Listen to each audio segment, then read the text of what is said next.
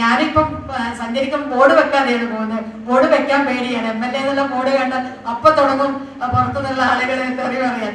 വലിയ ബ്ലോക്ക്. കഴിഞ്ഞ ദിവസം ഞാൻ ചോറോട് കൈനാട്ടി നിൽക്കുകയാണ്. ഇവിടുന്ന് വടകരയിൽ നിന്നുള്ള ബ്ലോക്ക് കൈനാട്ടി വരെ ബോർഡ് മറിച്ചിട്ടാണത്.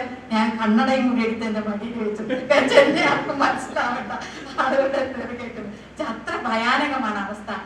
ആളുകളെ പറഞ്ഞിട്ട് കാര്യമില്ല. അവർക്ക് പറയാൻ നമ്മൾ ജനപ്രതിനിധികളാണല്ലോ, തീർച്ചയായിട്ടും അവർക്ക് നമ്മളോട് പറയാൻ കഴിയും. പരിഹാരമില്ലാതെ പോകുന്നു എന്ന് പറയുന്നത് അത് പറയാനൊരു നാണക്കേട് ഒരുപക്ഷെ എനിക്ക് ഉൾപ്പെടെയുണ്ട്. ഞാനത് പറയേണ്ട ആളല്ല, പക്ഷെ പറ്റുന്നില്ല.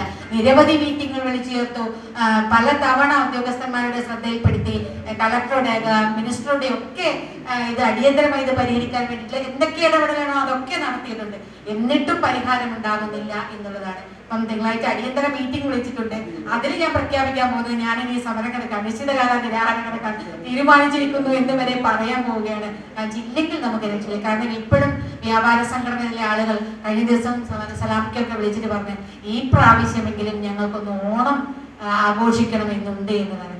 എത്ര കാലമായി വടകരയിൽ ഓണോ വിഷുവോ പെരുന്നാളോ ഒന്നും ഒരു കച്ചവടമില്ലാതെ കച്ചവടക്കാർ ബുദ്ധിമുട്ടുന്ന ഒരു സാഹചര്യം. എല്ലാവരും ആരും ഇവിടേക്ക് വരുന്നില്ല. കാരണം ഈ ബ്ലോക്കിൽ ആർക്കാണ് ഇത്രയും സമയം മെനക്കെട്ട് കിടക്കാൻ കഴിയുക? അപ്പം മറ്റു സ്ഥലങ്ങൾ നാദാപുരമായാലും അയഞ്ചേരി കുറ്റ്യാടിയൊക്കെ നല്ല ടൗണുകൾ അങ്ങനെ വികസിച്ച് വരികയാണ്. എല്ലാം അവിടേക്ക് പോവുകയാണ്. നമ്മുടെ ഇതൊക്കെ കുറഞ്ഞു വരികയാണ്. അത് നമ്മുടെ മുനിസിപ്പാലിറ്റിക്ക് ഉൾപ്പെടെ വരുമാനത്തിൽ വലിയ കുറവ് വരും. അപ്പം അങ്ങനെ ഒരു പ്രതിസന്ധിയിൽ നമ്മൾ ഉണ്ടാകുമ്പോൾ അതിന് പരിഹാരം കാണണമെന്നത് തന്നെയാണ്. അതിന് എന്തൊക്കെ ചെയ്യാൻ സാധ്യമാകുമോ അതൊക്കെ ചെയ്യുക എന്നുള്ളത് കൂടിയാണ്.